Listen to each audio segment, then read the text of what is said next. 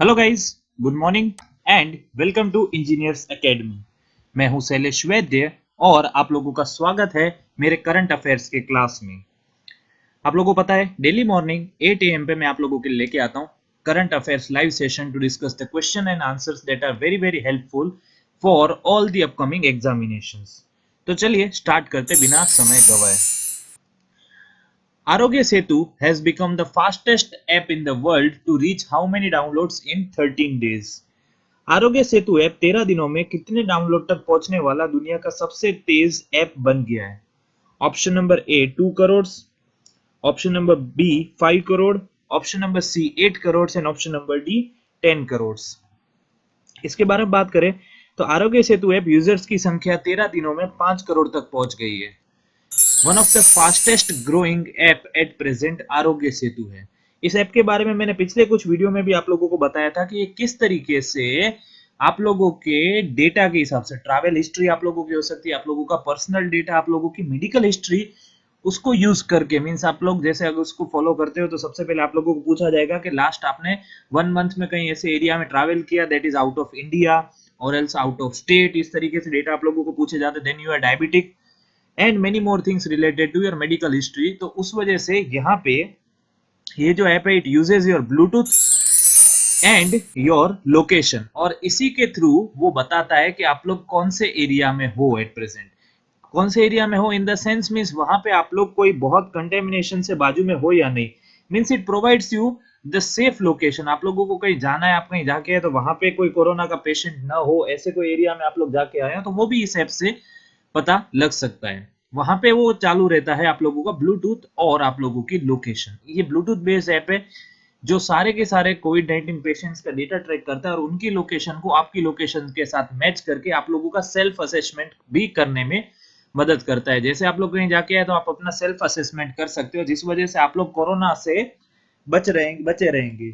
आरोग्य Setu app corona virus मरीजों को ट्रैक करने के लिए विकसित किया गया था और आप लोगों को एक बात याद रखनी है, एंड्रॉइड पर 99% के डाउनलोड के साथ ही इसने गेमिंग ऐप पोकेमॉन गो को भी पछाड़ दिया है। सो एट प्रेजेंट ये मेरे हिसाब से शायद world wide fastest growing app बन गया है। और अगर आप लोगों ने भी डाउनलोड नहीं किया तो एंड्रॉइड और iOS दोनों प्लेटफॉर्म पे अवेलेबल है। You should download the Android Setu app and keep your self safe from the कोविड-19 पेशेंट्स। यहाँ पे आप लोगों के डेटा की भी कोई वहां पे खास जरूरत नहीं है, इस वजह से आप लोगों को प्राइवेसी का भी कोई भी इश्यू होने वाला नहीं है। तो ये आप लोगों को ध्यान रखना है, ये ऐप आप लोगों को डाउनलोड करनी चाहिए, प्ले स्टोर पे अवेलेबल है आरोग्य सेतु। और ये याद रखना है 13 दिन में 5 करोड़ डाउनलोड्स इसके पहुंच गए हैं। Moving ahead to the next question, when is the world art day celebrated? विश्व कला दिवस कब मनाया जाता है? Option number A 15 April, option number B 16 April, option number C 17 and option number D 18 April. तो आप लोगों को याद रखना है दैट एवरी ईयर 15 अप्रैल को मनाया जाता है वर्ल्ड आर्ट डे, विश्व कला दिवस। हर साल 15 अप्रैल को विश्व कला दिवस कला के विकास, प्रचार प्रसार और कला को बढ़ावा देने के लिए मनाया जाता है। विश्व कला दिवस लियोनार्डो दा विंसी की याद में मनाते हैं हम लोग, उसके रिलेटेड वहां पे पेंटिंग्स को याद करके। आज ही के दिन इनका जन्म इटली में हुआ था। You should remember Leonardo da Vinci, one of the most famous painter. उनकी जो ड्राइंग है, आई थिंक उसका नाम है मोनालिसा, मेरी गलती ना हो रही हो तो वो one of the famous portrait है in the world, one of the costliest and one of the most famous portrait ever produced by a painter. So आज ही के दिन उनका जन्म इटली में हुआ था। लियोनार्डो महान चित्रकार, मूर्तिकार, वास्तुशिल्पी, संगीतज्ञ, कुशल यांत्रिक और इंजीनियर तथा वैज्ञानिक भी थे। Means he was a very good, you can से, पेंटर। उसके साथ he was a very good sculptor, he was a very good musician, he was a mechanic, an engineer, a scientist also। means वो multi talented थे, god gifted personality। गीत, संगीत, नृत्य, नाट्य और विभिन्न प्रकार की ऐसी चित्रकलाएं जिससे हम अपने मनोभाव को प्रकट करते हैं, ललित कलाएं इनको कहा जाता है। Means related to music, related to art, related to dance and different types of other artistic activities, उनको हम लोग बोलते हैं, you can say, are included in the art, you can say. तो ये इसीलिए इनसे रिलेटेड यहाँ पे इंटरनेशनल एसोसिएशन ऑफ आर्ट हर साल 15 अप्रैल को वर्ल्ड आर्ट डे मनाता है। You should remember that day. Moving ahead, how many grain production targets have been set in the country in 2020-2021? 2020-21 में देश में कितना अनाज उत्पादन लक्ष्य निर्धारित किया गया है? Option number A 15 crore 83 lakh tons, option number B 20 crore 83 lakh tons, option number C 24 crore 83 lakh tons and option number D 29 crore 83 lakh ton.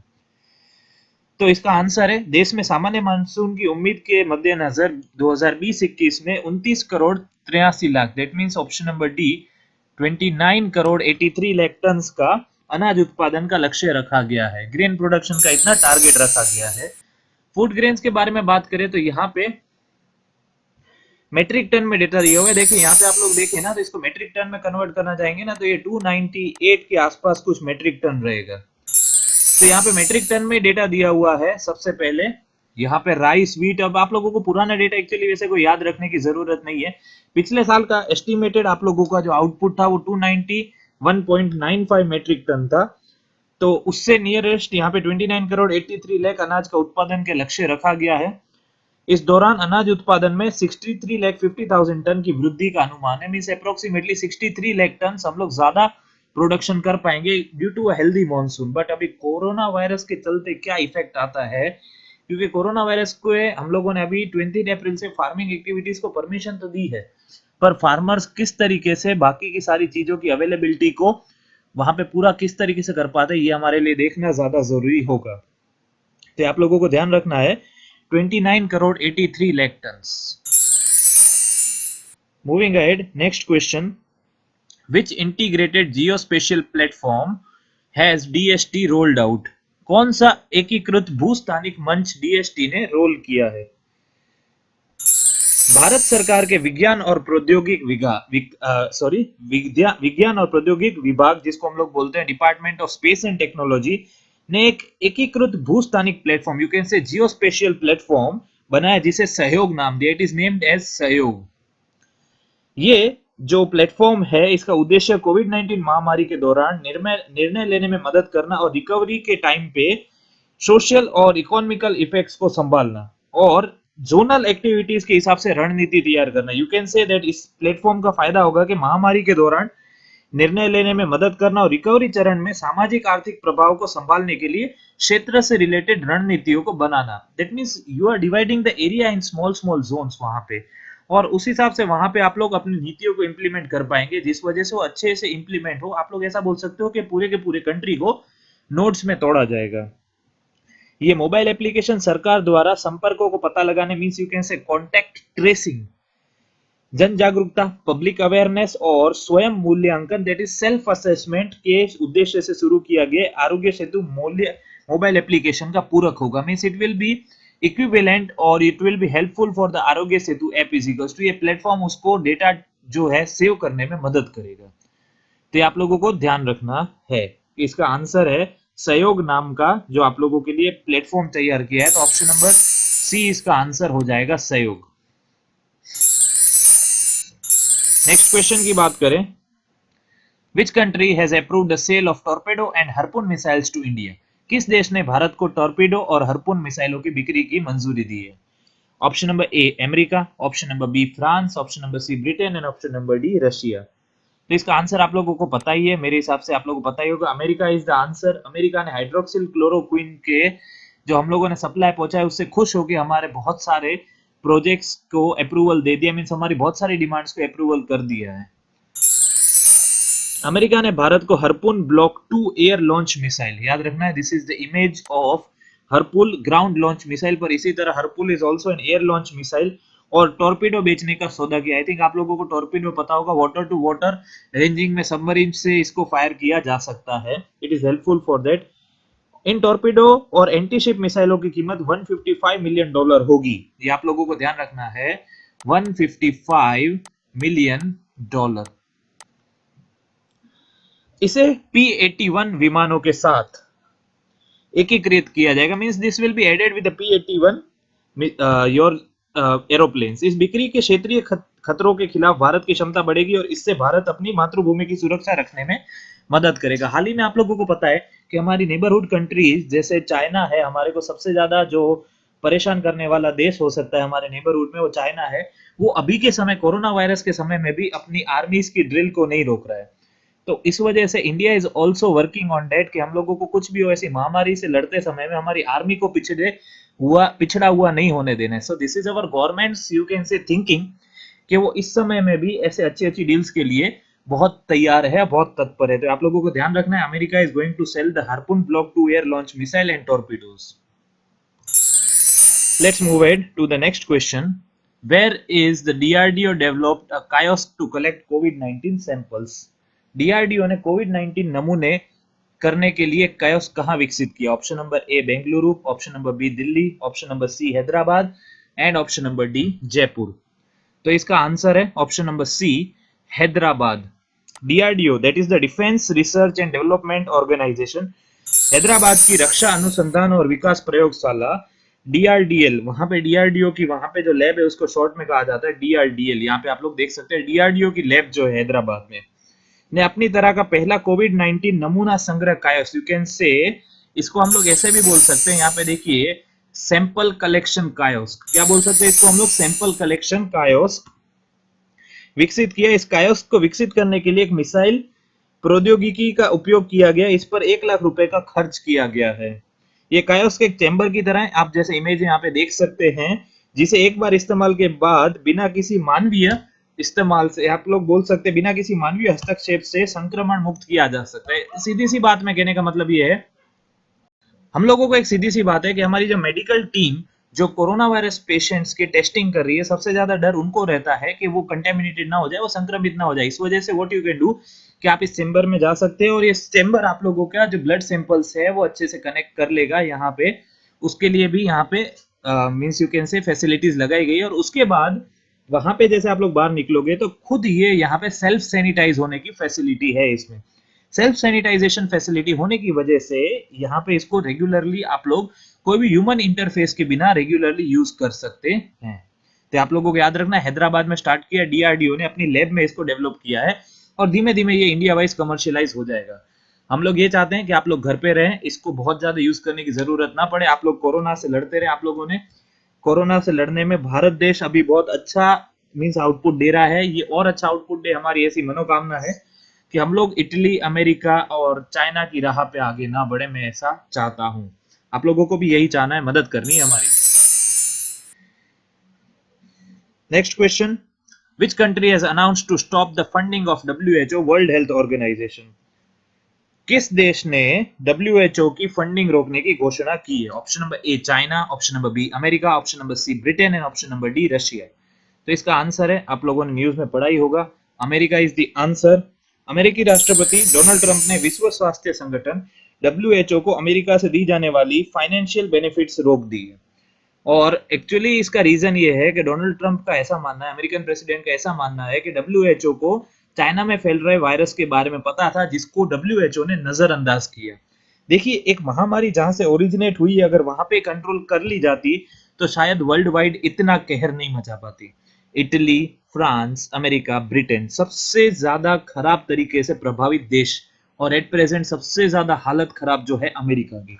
One of the biggest economy of the world. हम लोग न्यूज जब भी सुबेरे से देखते हैं, न्यूज पेपर्स पढ़ रहे हैं या न्यूज टीवी देख रहे हैं, तो हम लोगों को एक बात देखने को मिलती है कि वहां पे भी लोग भूखमारी से बाहर निकलते आ रहे हैं, क्योंकि खाने पीने की फैसिलिटीज वहां की गवर्नमेंट इतना दूर का सोच के इतना शॉर्ट पीरियड में नहीं कर पाई। हम लोग भारत में रहते हैं, मुझे लगता है हमको ये गर्व होना चाहिए कि एट प्रेजेंट गवर्नमेंट हम लोगों को खाने पीने की एसेंशियल चीजों को कुछ भी करके हम तक पहुंचा रही है। लॉकडाउन के समय में मुझे नहीं लगता कि किसी को भी खाने पीने की चीजों की जरूरत की प्रॉब्लम हो रही होगी। हाँ, कुछ लोगों तक पहुंचने में देरी होती है, पर गवर्नमेंट से बहुत सारे एनजीओ है और बहुत सारे लोकल लेवल पे पब्लिक है जो ऐसी मदद कर रही है। जहां पे गवर्नमेंट और एनजीओ नहीं पहुंच पा रहे, वहां पे हम लोगों को भी थोड़ा बहुत एफर्ट लगाना पड़ेगा, क्योंकि मेरे दोस्त 135 करोड़ की बस्ती वाला देश है और यहाँ पे गवर्नमेंट कोई जानबूझ के किसी को पार्शलिटी नहीं करती है। कभी भी कभी कुछ चीजों तक वो पहुंच नहीं पाते, तो वहां पे हमारी भी नैतिक जिम्मेदारी बनती है कि हम लोग आगे बढ़े। तो हम लोग हमारे जो क्वेश्चन की बात कर रहे थे, अमेरिका ने WHO पर आरोप लगाया कि उसने नोवल कोरोना वायरस के प्रसार को रोकने में मदद के मामले में ठीक से प्रबंधन नहीं किया, जो बात एग्रीएबल है, और करेक्ट इंफॉर्मेशन पूरे वर्ल्ड को नहीं पहुंचाई। क्योंकि दिसंबर 2019 में मेरी गलती ना हो रही है तो चाइना में पहला कोरोना का केस हुआ था। अमेरिका डब्ल्यूएचओ को 40 करोड़ से 50 करोड़ डॉलर हर वर्ष देता है। डब्ल्यूएचओ आप लोगों को पता है, इसके बारे में अगर मैं बता देना चाहूं तो इसका जो इस्टेब्लिशमेंट डे है that is 7th of April 1948 और इसका मुख्यालय कहाँ है? यू शुड नो, डब्ल्यूएचओ का हेडक्वार्टर्स है जेनीवा स्विट्जरलैंड में। ये आप लोगों को याद रखना है, Geneva is the name of the place और वहां पे कंट्री नेम हो जाएगा Switzerland. You should remember this. चलिए आगे बढ़ते हैं। The IMF has predicted what percentage of Asia's economic growth to be in 2020। IMF ने भविष्यवाणी की है कि 2020 में एशिया की आर्थिक वृद्धि कितनी होगी। Option number A 0%, option number B 1%, option number C 2% and option number D 3%। तो IMF के अनुसार, इंटरनेशनल मॉनिटरी फंड के अनुसार, कोविड-19 महामारी के कारण 2020 ईयर में एशिया की वृद्धि दर 0% होने की संभावना है। जस्ट 0%। ऐसा क्यों है? क्योंकि आप लोगों को ये बात समझनी है, one of the वर्स्टली affected countries China, आप लोग अभी बोल सकते हो कोरोना जहां से निकला वो एशिया का पार्ट है। धीमे धीमे रशिया में भी केस बढ़ते जा रहे हैं और India, I should not say that कि हम लोग भी केसेस बढ़ाते जा रहे हैं। Ultimately we are only responsible, क्योंकि हम लोगों की वजह से केस फैल रहे हैं। हम लोग लॉकडाउन का सही से पालन नहीं कर रहे, इस वजह से केस बढ़ रहे हैं। तो इस वजह से जो हम लोगों का जो लॉकडाउन डिक्लेरेशन पूरे एशिया में, पूरे वर्ल्ड में देखने को मिल रहा है, इसके देखते हुए IMF ने एशिया का वृद्धि दर, that means the growth rate 0% predict किया। ये लगभग 60 वर्षों में एशिया में आर्थिक वृद्धि का सबसे खराब प्रदर्शन होगा।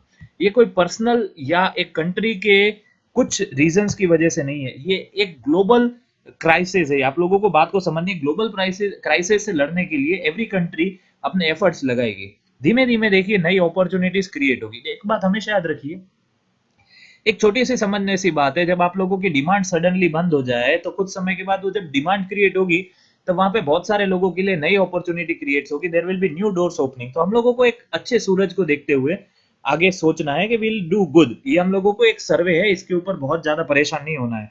आर्थिक गतिविधियों के मामले में एशिया का प्रदर्शन अभी भी बाकी क्षेत्रों से बेहतर रहने की उम्मीद है। मतलब मैंने आप लोगों को पहले भी बताया था कि कुछ कंट्रीज का जो ग्रोथ है वो माइनस में जा रहा है at present world wide. IMF के हिसाब से दो ही कंट्री, एक है इंडिया और एक है चाइना, जिसका ग्रोथ पॉजिटिव है। बाकी वर्ल्ड की सारी कंट्रीज, यू कैन से America, Britain, south Africa, Russia, इनका जो ग्रोथ है वो नेगेटिव जा रहा था। तो ये आप लोगों को ध्यान रखना है। IMF की स्थापना हुई है, IMF के बारे में अगर मैं बता देना चाहूं तो ये हुई है 27 ऑफ दिसंबर 1945, वॉशिंगटन DC इसका हेडक्वार्टर्स है, ये आप लोगों को ध्यान रखना है।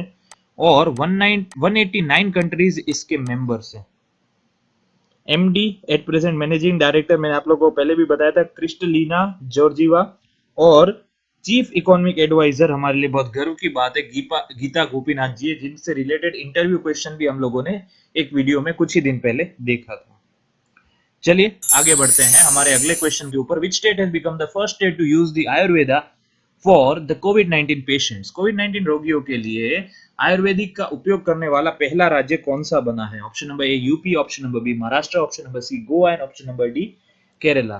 तो इसका आंसर है option number C Goa.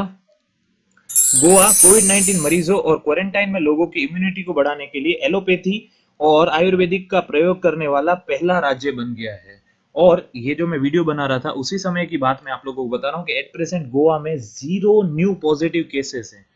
Goa has become the first state of India that is corona free. ये हमारे लिए बहुत गर्व की बात है। बहुत सारे फैक्टर्स वहां पे है कि वहां पे पीपल्स डेंसिटी बहुत कम है, ट्रैवलर्स बहुत होते हैं, इस वजह से वहां पे लोकल पब्लिक ट्रांसमिशन नहीं हो पाए, what ever it is. But वहां की जो गवर्नमेंट है, वहां के चीफ मिनिस्टर श्री प्रमोद सावंत जी, उन्होंने बहुत अच्छा काम किया है, ऐसा मान सकते हैं। वहां के लोकल पब्लिक ने भी बहुत अच्छा सपोर्ट दिया है, प्लस वहां के जो गवर्नमेंट एम्प्लॉइज है, डॉक्टर्स हो गए, हेल्थ सैनिटेशन स्टाफ हो गए, दूसरे अदर गवर्नमेंट एम्प्लॉइज हो गए, सब लोगों के एफर्ट से दिख रहे हैं that Goa has become the first state of India to be corona free. तो ये आप लोगों को ध्यान रखना, इम्यूनिटी बढ़ाने का निर्णय कोविड-19 रोगियों को इलाज करने में जुटे डॉक्टर और आयुर्वेदिक चिकित्सक के परामर्श मीन सजेशन के बाद ही लिया गया है। ये बात का आप लोगों को ध्यान रखना है। गोवा की कैपिटल है पानाजी, चीफ मिनिस्टर है प्रमोद सावंत और गवर्नर है Satyapal Malik. Moving ahead, next question, you can say last question, which state will be the first to introduce the pool testing of the COVID-19 sample। COVID-19 नमूनों का पूल परीक्षण करने वाला पहला राज्य कौन सा? चलिए क्वेश्चन को इस बार हम लोग वापस पढ़ लेते हैं। Which state will be the first to introduce the pool testing of COVID-19 samples? कोविड-19 नमूनों का पुल परीक्षण शुरू करने वाला पहला राज्य कौन सा होगा? Option number A UP, option number B Maharashtra, option number C Goa and option number D Kerala. तो इसका आंसर मैं आप लोगों को बता देना चाहूँ, इसका आंसर है यूपी। और मैं आप लोगों को कुछ इंपॉर्टेंट चीजें बताने वाला हूँ related to what is pool testing. Indian council of medical research ने यूपी को कोविड-19 नमूनों के लिए पूल टेस्टिंग की परमिशन दे दी है, जिसके साथ ही UP Uttar Pradesh will become the first state of India to allow the pool testing. Pool testing होता क्या actually? ICMR that is the Indian council of medical research ऐसा बोलता है कि उसने एक ऐसा स्टैंडर्ड एल्गोरिदम डेवलप किया जिसको हम लोग बोलते हैं पीसीआर एल्गोरिदम। इसको आप बोल सकते हो पॉलीमराइज चेन रिएक्शन एल्गोरिदम। ये एक टाइप का स्क्रीनिंग एल्गोरिदम है जहां पे हम लोग फॉर एग्जांपल पांच सैंपल्स का टेस्ट साथ में कर सकते हैं। अगर उनकी रिपोर्ट नेगेटिव आती है तो हम लोग ये मान सकते हैं कि सारे के सारे जो लॉट्स हम लोगों ने सिलेक्ट किए हैं उनकी रिपोर्ट नेगेटिव है। और अगर उसमें से रिपोर्ट पॉजिटिव आती है तो फिर हम लोग इंडिविजुअल सैंपल्स के लिए जा सकते हैं। इस वजह से इसके दो बेनिफिट है। One thing, it is cost effective, number of sample साथ में आप लोग टेस्ट कर रहे हो, and the second one, it is time effective also. Because एक सीधी सी बात है, अगर हम लोगों को यही नहीं पता चलेगा that number of patients are corona positive और नॉट, तब तक हम लोग यही नहीं बता पाएंगे कि कंट्री में कितने लोग कोरोना पॉजिटिव है। ये लाइन जिसको समझ में आ गई ना, ये समझना बहुत जरूरी है। अगर हमारी टेस्टिंग कैपेबिलिटीज ही प्रिडिक्ट नहीं कर पाती कि एक दिन में कितने लोगों को कोरोना पॉजिटिव रिजल्ट आया है, तो वी कैन नॉट प्रिडिक्ट कि what will be the future of the country. बहुत सारी कंट्रीज में ये हुआ कि उनकी जो टेस्टिंग स्पीड थी वो बहुत स्लो थी। इस वजह से वहां पे जो कोरोना के केसेस हुए, लाइक इटली का मैं कुछ टाइम पहले पढ़ रहा था कि इनिशियली उसकी जो टेस्टिंग स्पीड थी वो बहुत बहुत बहुत कम थी। एंड सडनली जब उसने डेवलप किया तब उसको पता चला कि केसेस इतने आगे बढ़ गए थे, because this is just increasing on you can say geometric progression rate. एक से तीन, तीन से 10, 10 से 50, this is how the people will try and go for your local transmission. क्योंकि जिन लोगों को पता ही नहीं है, there are two types of even कोविड-19 patients as per my reading and my homework. One is symptomatic and other is asymptomatic. सबसे ज्यादा जो डिफिकल्ट है जिसको समझना वो है एसिम्टोमेटिक, जो सिम्टम्स नहीं दिखाएगा खासकर कोरोना के, बट फिर भी उसकी रिपोर्ट पॉजिटिव आएगी, and that one is dangerous. तो आप लोगों को इतना याद रखना है that at present Uttar Pradesh has become the first state to go for the pool testing for कोविड-19 पेशेंट्स। और एक बात याद रखिए, पूल टेस्टिंग वहां पे कर सकते हैं जहां पे ओवरऑल आप लोगों का जो ट्रांसमिशन रेट है वो 2% से कम है। याद रखिए, it should be lesser than 2%, then and only then you can go for pool testing as per the study of Indian Council of Medical Research. So I hope you are all happy with today's class of current affairs. आप लोगों को सबसे पहले ना तो video को like कर देना है। वीडियो को लाइक करने के साथ साथ आप लोगों का काम है मेरे चैनल को सब्सक्राइब करना, क्योंकि आप लोग मेरे चैनल को सब्सक्राइब करोगे तभी आप लोगों को रेगुलर अपडेट्स मिलती रहेगी। बेल आइकन को प्रेस कर लीजिए। Thanks for watching my video. अपने दोस्तों के साथ शेयर करते रहिए। जय हिंद एंड जय भारत।